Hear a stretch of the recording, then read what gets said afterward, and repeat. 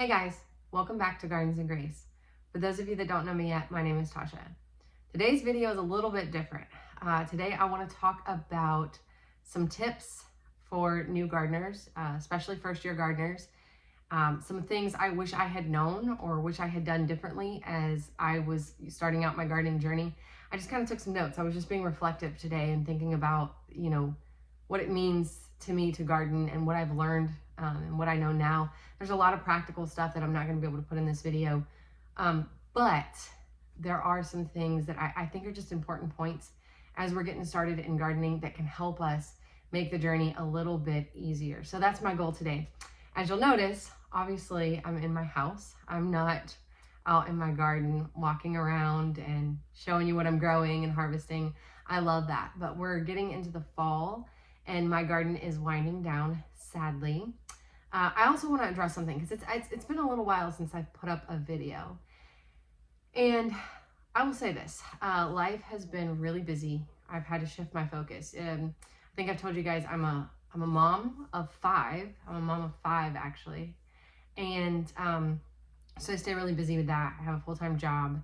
I serve in my church, and so a lot of things in my life. And this year I found myself really overwhelmed toward the latter part of the gardening season. I found myself in a place where there were so many things needing my attention and so many things to be done.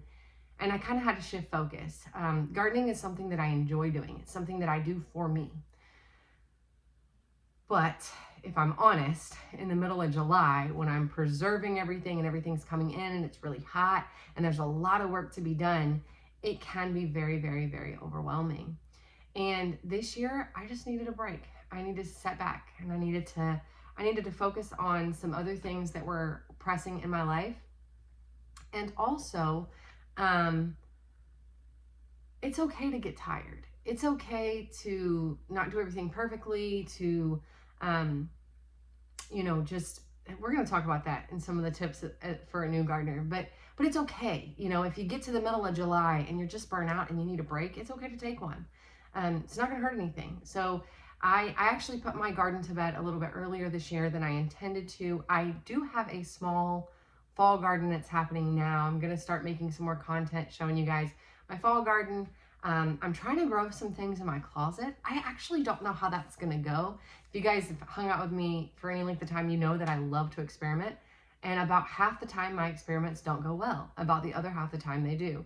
So I'm growing some dwarf tomatoes in my closet right now, as well as some lettuces and things like that. So I might show you guys that if it goes well, but we'll see. So we're going to dive in just a minute, but I also want to ask, and leave me a comment down below about this. One of the reasons why I garden is because I like to cook. I like to cook for my family. I like to do meal planning. I like to put things in my freezer to save for later, to make my life easier later. I love to cook. I don't always have the time that I want to make things. So whenever I do have the time, I want to make as much homemade food for my family as possible, as much healthy food for my family as possible. So when I have the time, I try to plan ahead, like I said, and put things in the freezer, cook in bulk, cook in batches. And my daughters were, kind of wanting to do cooking videos, us do cooking videos. So if that's something that you would enjoy, if that's something you want to see, leave me a comment, let me know. Because I would love to start creating that content for you guys during the winter while there's not as much going on in the garden. We'll still do gardening. And the main priority will absolutely be gardening. But I'd like to make some of those videos for you guys if that's something you'd be interested in. So let me know in the comments below. But okay, yes. So the focus of today's video, like I said, is going to be for that first year gardener. Now, if you're not a first year gardener, you're still going to get something out of this. I absolutely promise. But as I was just being really reflective today and thinking through, like I said, thinking through this gardening journey and thinking through what it means to me to be a gardener and all of the things that I wish I had known that would have, helped me along the way had I known them earlier, things I learned through trial and error. So I just want to share some of that. This is going to be 10 tips for the beginner gardener. So tip number 1, just get started. You know, when I was first starting out, before I got started gardening, I did a lot of research. Um, I was nervous to get started. I didn't really know what to do, and I spent a lot of time doing research. And research is absolutely awesome. It's great, but research can only take you so far. You're going to learn a whole lot more through experience than you ever will through research. So if you find yourself just spending all your time researching gardening, I want to say, don't allow that to inhibit you. Don't think I need to know more before I get started. Do the research, learn some things, but then just go out there and plant something. Which brings me to tip number 2. Plants want to grow. They don't need as much attention as you think. It does not have to be complicated. Now, sometimes we can overcomplicate the garden on purpose, and that can be by design. Like, for instance, for me, I like things aesthetically pleasing. So I may put more effort into gardening than I need to because I want to make something that's pretty. That's okay. If that's your goal, that's absolutely okay. Or I may, want to plant real high intensity, and plant out of season or maximize space. I'm going to talk about maximizing space in a minute, but I may want to do things, like I said, to ensure that I'm planting as much food in as little space as possible and not allowing empty space. And so in those cases, yeah, I will purposely overcomplicate gardening. I will purposely do things in such a way that it is beneficial to me in the end, but maybe requires more work. But it doesn't have to be that way. Gardening doesn't have to be, it is work, it's going to be work, but it doesn't have to be an exaggerated amount of work, right? You don't need all of these fancy tools. Raised garden beds are beautiful. I absolutely love them. There's a lot of tools that make my life easier that I spend money on, but you really don't need all of that. At the end of the day, you can go out there and plant a seed and it's going to want to grow. So keep that in mind. You don't have to know everything. It doesn't have to be perfect. Don't overcomplicate it unnecessarily, because if you are overcomplicating it unnecessarily, if you're making more work for yourself than you're willing to do, you're not going to continue growing food. And that's a really sad thing, because I think we can all grow food. I think we all should grow food, at least to some capacity, right? We may not all be able to grow everything, but all of us can grow something. And so, yeah, don't overcomplicate gardening. It does not have to be perfect. It doesn't have to be stressful. It doesn't have to be another chore on the to-do list, right? We're gonna talk about making it joyous later. But number 3, healthy soil is everything. So this kind of goes along with tip number 2, right? I said, tip number 2, plants want to grow. We don't have to overcomplicate it. That's absolutely true. And if we provide our plants with healthy soil, because healthy soil really is everything, we provide our plants with what they need, consistent watering and healthy soil, they are going to grow.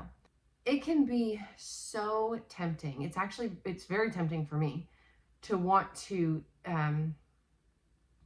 sometimes skip the step of making soil really healthy or paying attention to what's in the soil to make it healthy. It can be really tempting to do that. And plants will still grow, but they won't thrive. And if we want a thriving garden, we need to have a very healthy soil. So things like soil tests are really awesome. I don't do those a lot. I'll be honest with you. I probably should do more of that. But soil tests can be really helpful. And then targeting the way that you're amending soil by things like the results of the soil test, by knowing your area, knowing what other farmers in your area struggle with, knowing, the natural deficiencies of your region. But even if you're talking about your region, the reason why that soil test can be so important is because the microclimate of your yard, of your backyard, or whatever space you're growing in, your microclimate may be different than the surrounding region. So like I said, soil test is going to be your best friend. But even then, adding in a lot of nutrients. Plants like a lot of organic matter to grow in. All of them like organic matter to grow in. They're all going to require fertilizer. They're all going to, want those additives in the soil. And a good indicator that you have a healthy soil, this is just a tip. A good indicator that you have a healthy soil is worm activity, life activity. If there's life activity happening, you have organic matter in your soil. So this doesn't really have to be complicated either. Creating healthy soil doesn't have to be complicated either. You can bring in bagged soil. Now that there's a cost associated with that. So if you're not trying to spend a ton of money, you can make compost. Compost is going to be the thing that adds probably the most value to your soil. And like I said, you can buy that or you can make it. Anything that's organic over time will break down into compost. Now, what you put in your compost bin is going to determine how quickly it breaks down. You know, what you do with your compost bin will determine also how quickly it breaks down, whether you're doing hot composting or cold composting. But for simplicity, just to talk in simple terms, everything that's organic will break down. So I would encourage you, if you don't have compost, go ahead and start making some and add, you know, or like I said, or buy some. Either way, healthy soil, the best tip, compost. Compost, and then you do all of your other amendments. Compost is your answer. If you have clay soil, that's like soil that doesn't drain well, it's really compacted and it doesn't drain well, well, the answer for that is compost. If you have sandy soil that doesn't retain water very well, well, the answer to that is also compost. Compost is, they call it black gold. It is really a miracle in the garden. And so you're going to want to add as much compost to your garden as you possibly can. Now, if you're like me and you're lazy, you can do a cold composting system that takes a long time. You can compost in place by adding, you know, collecting organic matter, whether it's something you've grown or even if it's just kitchen scraps, and allowing it to compost in the bed. You can dig a hole in the area that you're going to plant in, the garden bed that you're going to plant in, and you can bury kitchen scraps in that area. They will break down over time. Now, you're not going to want to do this right before you plant in it because it may rob the soil of nutrients to help break down, especially nitrogen, to maybe help break down some of that organic matter. You know, you don't want your plants having to compete with that breakdown process that's happening. So if you're going to bury kitchen scraps in your planting area, or you're going to try to do composting in place, you're going to want to do that probably the fall before, at least several weeks before you plant in that space. Tip number 4, weeds are going to be your worst enemy. Weeds are determined to grow and they will literally drive you crazy. So I found several things to combat this. Whatever you choose, do your research and experiment, but I want to encourage you to be thinking about weeds even before you plant. So if you use, like, for instance, if you were to till, I just bought a tiller. I'm going to be tilling probably for the first time in my yard this year. I've been tilling in other people's yards, but I'm going to till for the first time in my yard here pretty soon. I'm going to try to take you guys along for that journey, but let's say you're going to till, you're going to turn over your soil. Now, there's a lot of people who will say, you know, no till is best. Yes, that can be true. That is true, but in a pinch, tilling can be a great option. So let's say you're going to turn over your soil. You're going to till it, right? Now, the minute that you do that, you're going to bring weed seeds up from lower down in the soil. And so you're going to find that you'll probably have weeds germinating. Even if you don't till, even if you have a no dig bed, even if you don't, also, if you compost in place, you're going to deal with weeds. You're going to deal with volunteer plants popping up.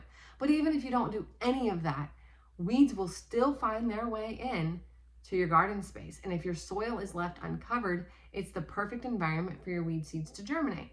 So what I have found to combat this issue is, depending on what I'm growing, a lot of times what I try to do is make sure that I, kill any weeds that are there before I plant in the soil.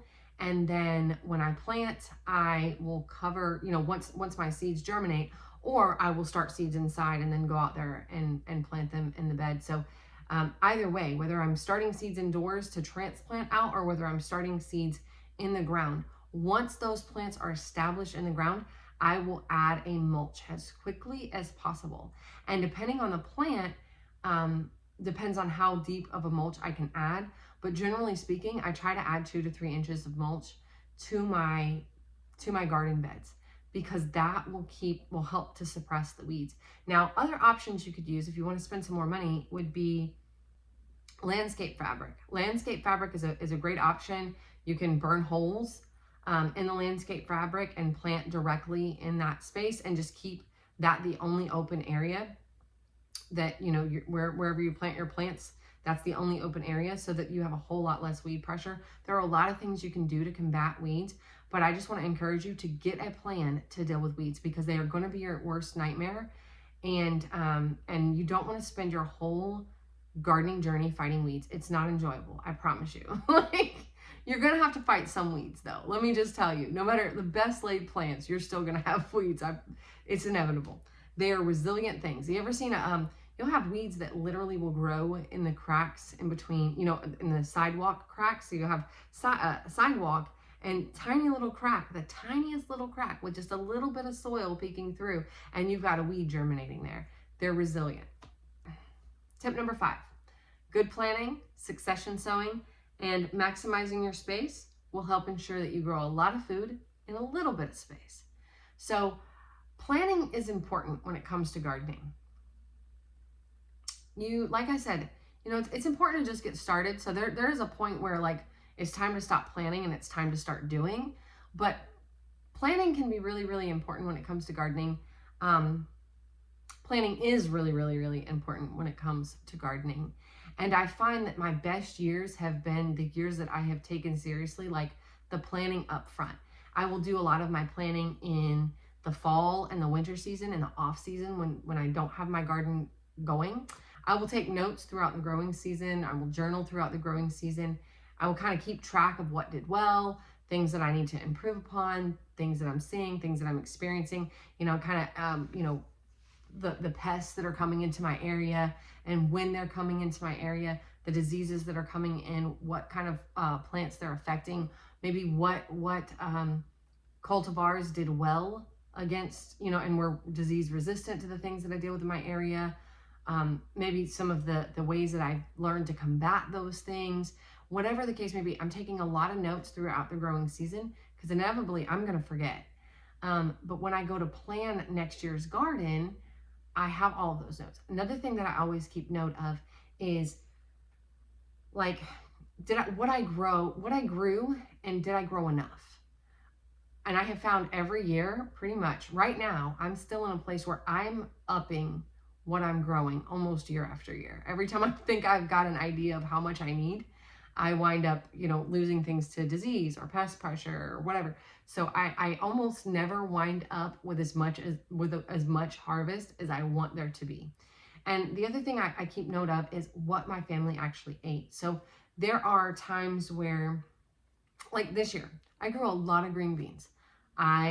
We normally love green beans. This year, my kids have kind of, their tastes have changed a bit, and I think that's just, we've eaten a lot of green beans. And so next year, I'm not planning on growing as many. I'm still going to grow them, but I'm not going to grow as many. I'm going to save more space for tomatoes. I have been trying to grow enough tomatoes to make my tomato sauces and my ketchups and all the things throughout the year since I started gardening. And I still have not gotten, I have still not gotten a year where I had enough tomatoes to do all of the things that I wanted to do. So yeah, that's good planning. And a lot of times, like I said, the best time to start that is in the fall or in the winter when it's in the off time, and you can kind of think about it as you go forward and start making a plan.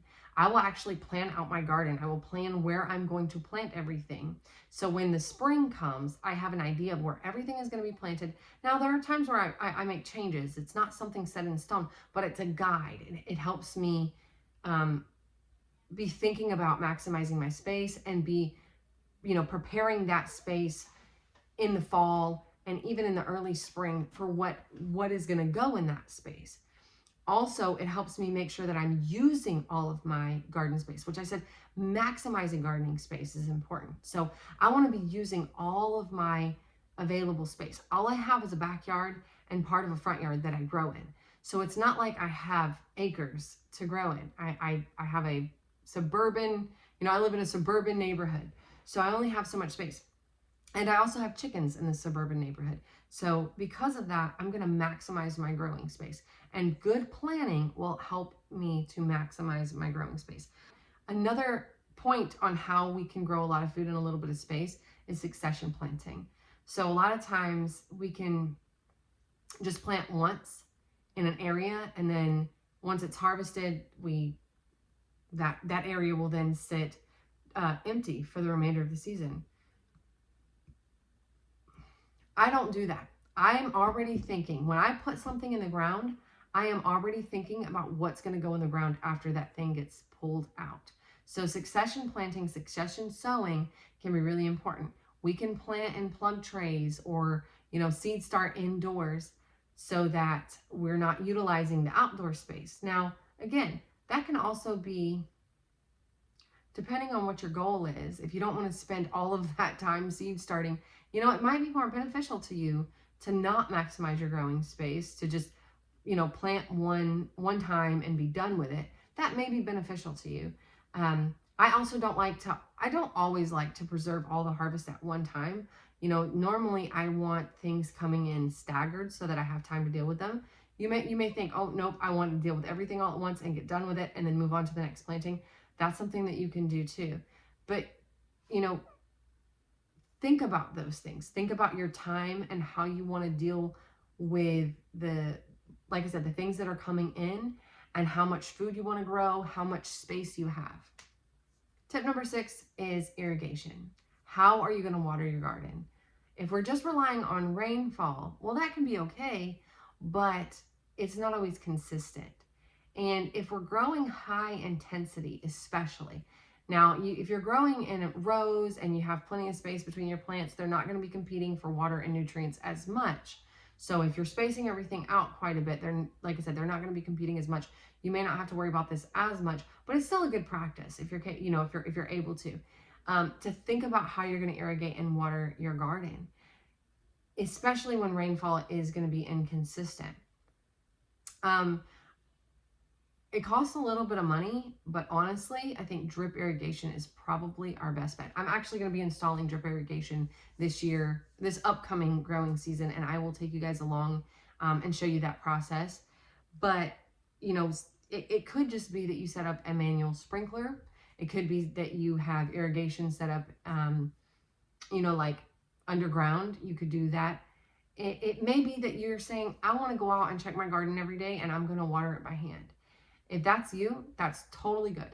That's totally awesome. But just realize, especially during the heat of the summer, you may have to go out and water your garden every single day in order to produce, in order for your garden to thrive and deal with the heat, especially if you live in a very hot place or especially if you live in a very dry place.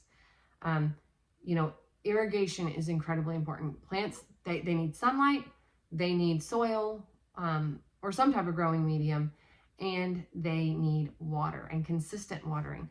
If you guys were with me this year, you saw that I was telling you I had so much rainfall in the spring and even in the summer. I mean, we were just getting almost flooded, and my tomatoes really, really, really struggled because of the amount of rainfall. Now, I also kind of have sandy soil, so my thought was that it wasn't going to hold rain, hold the water as much or as well. But instead, the opposite actually happened. I think I've added enough organic matter to the soil that there's pretty decent water holding capabilities. And what I found was my plants were struggling from having too much water. So I wound up with blossom end rot on my tomatoes, a lot of my tomatoes. Now, blossom end rot is something that's called by inconsistent watering.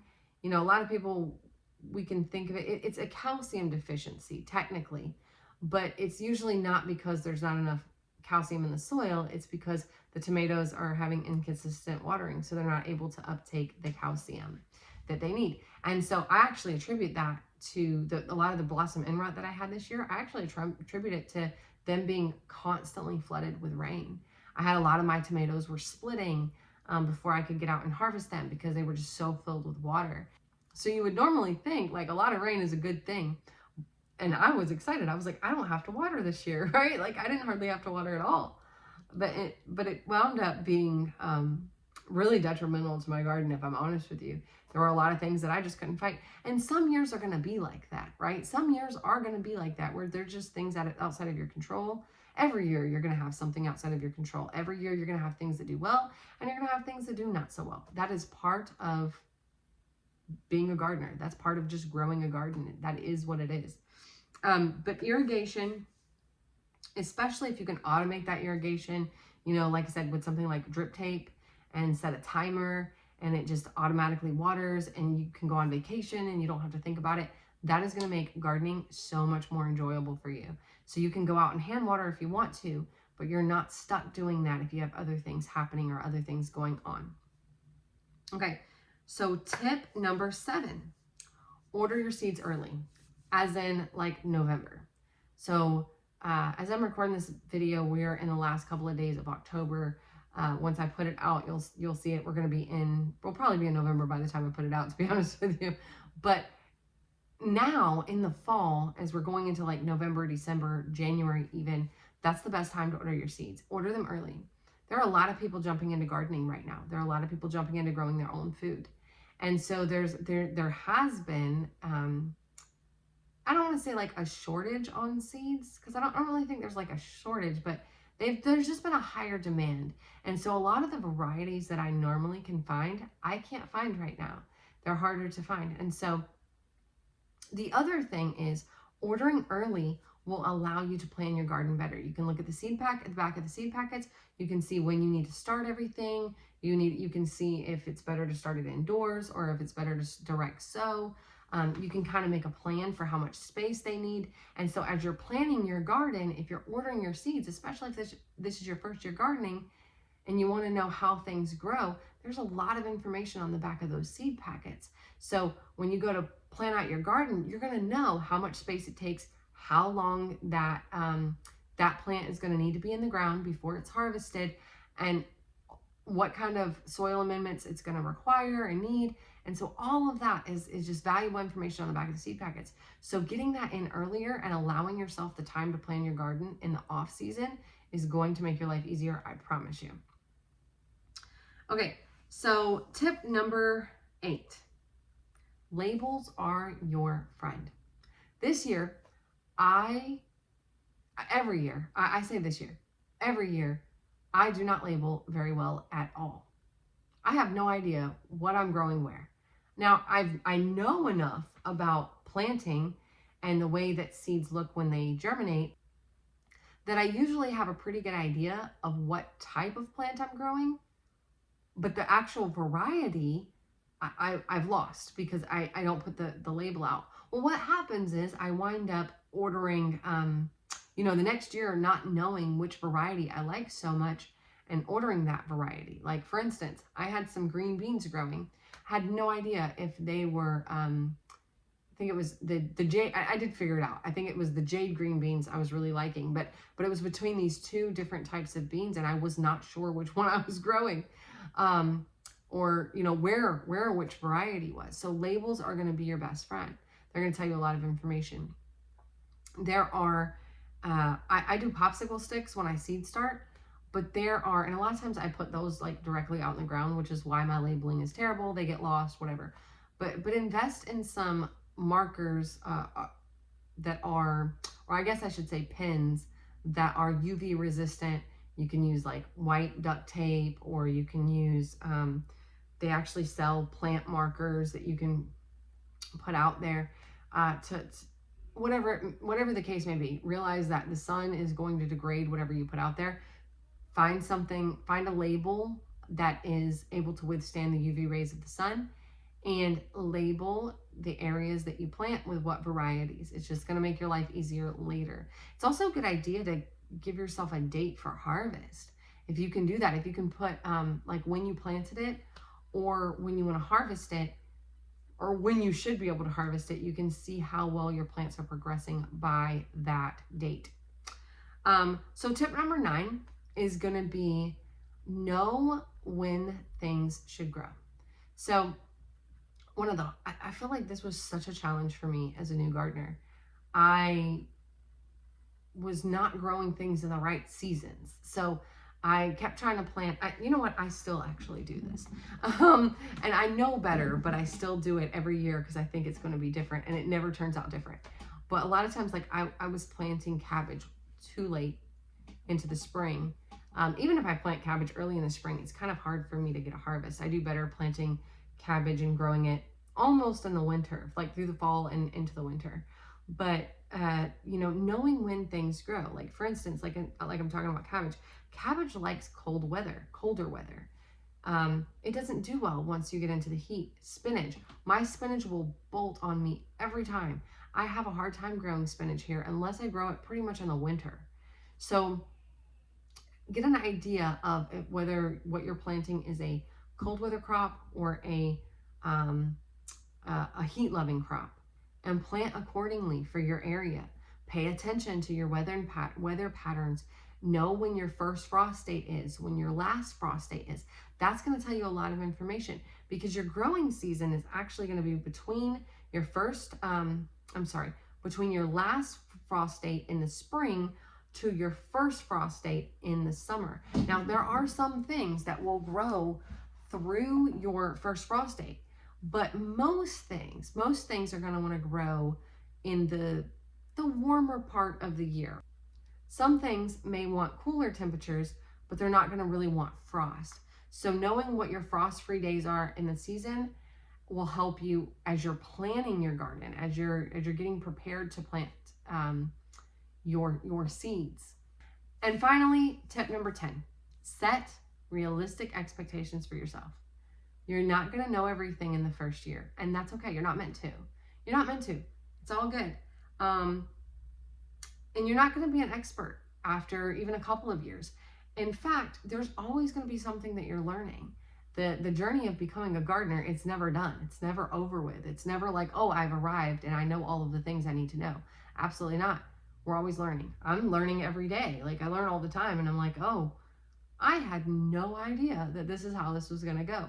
It's why I do a lot of experiments. You'll hear me talk about that. I try a lot of things because sometimes it may work and sometimes it may not, and I'm not going to know until I try. So setting the expectation for your garden that it's going to be more at first about learning than it is about what you harvest. And if your only goal is to harvest food out of your garden, I promise you're going to give up, because it's not worth it. You can go to the grocery store, and although prices are definitely going up and we see, inflation's happening, you still can go to the grocery store and buy a bag of beans cheaper comparatively for the labor that you will spend trying to grow those beans. So if your only expectation is to get food out of the garden, not only are you going to stop gardening, but it's not going to be worth your time. It's just not. Look for joy in your garden. Look for peace. Make it a space that you want to be in. Grow something beautiful in your garden. Grow flowers everywhere, right? And yeah, you want to get food out of it. That's the point. That's part of the point, at least. But just don't make that the whole thing, because if you do, you're going to have these really high expectations for yourself. You're going to say, I need to get a lot of food, and you're going to be stressing yourself out trying to grow as much food as you possibly can, instead of taking a step back and learning and growing and enjoying the process. Gardening is a process, and it requires patience and work, and it takes time. So enjoy the process of gardening more than you enjoy the produce of gardening, I guess. You're harvesting more than just food. You're harvesting joy. Actually, I have a bracelet. Joy to me is really, really important. It's a theme in my life right now where I'm trying to learn to maintain joy no matter the circumstance, no matter what's going on. This total side note. I actually found this bracelet the other day as I was out shopping with my girls, and it said, choose joy. And I said, I want that. And I put it on, and it's just been this everyday reminder of like, choose joy. We get to choose to walk in joy. Joy is not something that circumstance can take from us. It's not something that's the same as happiness, which is about happenstance. Joy is something that we can choose. And as we're gardening, we can choose to have joy. We can choose to find the joy in becoming a gardener. And so that's really what I would encourage you to do. If it's your first year gardening, don't be intimidated. Don't let fear stop you. Don't let the idea of hard work stop you. Don't let the fact that you don't know a whole lot yet. Don't let the fact that you don't know a whole lot yet stop you. And as you embark on the gardening journey, choose joy. Choose to walk in joy. Because this life is short. And we don't want to waste it being overworked and overstressed and adding more to our plates than we can handle. So give yourself grace and choose joy. All right, guys, I think that's everything I wanted to cover in this video. I'll probably think of a million things the minute that I log off, because that's always what happens. I think of a million things I want to talk to you guys about. But leave me some comments below. Let me know, what you thought of this video. Let me know what you think about the idea of, like I said, just being in the kitchen, hanging out with me in the kitchen, and my girls and I just cooking. If you want to see some of that, I'd love to show you, but let me know what you think. And I'm so glad to be back. I'm so glad to just get to spend time with you guys again. You guys are, I love gardening with you. It's like taking a friend along for the journey. Thank you guys so much for hanging out in my house with me today. May your garden be filled with grace, and may you be abundantly blessed. We'll see you next time. Bye.